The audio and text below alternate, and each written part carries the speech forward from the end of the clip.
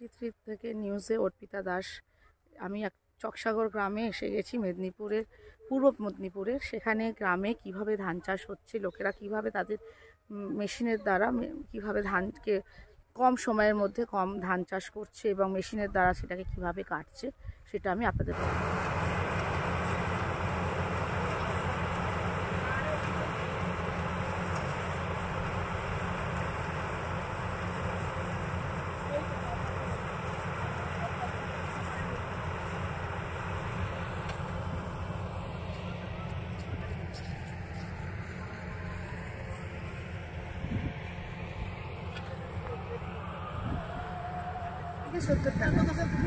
সমস্ত জমি কাটে? হ্যাঁ, একটা জমি কাটতে তাহলে কত টাকা লাগবে তোমার? একটা জমি কাটতে যেরকম জমিনে যেরকম সময় যায়, সব জমিনে সব সময় একই সময় যায়।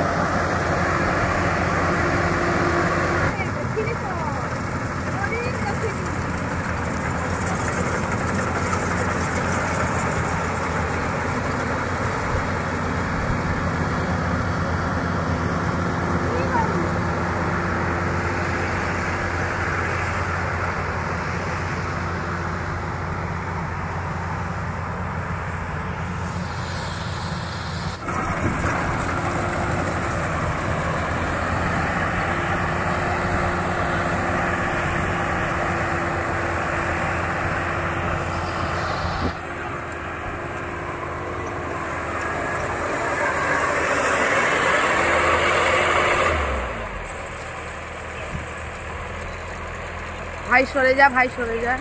তুমি এদিকে পালিয়ে এসো।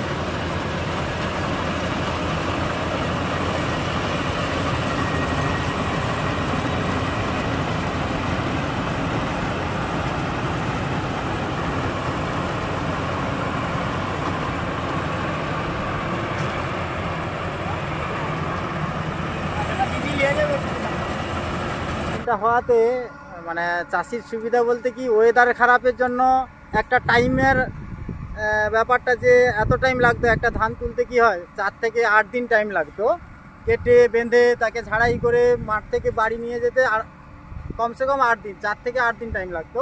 এই মেশিনটাতে কি হয়, 1 বিঘা জমিন কাটতে কত 30 মিনিটে কাজ কমপ্লিট।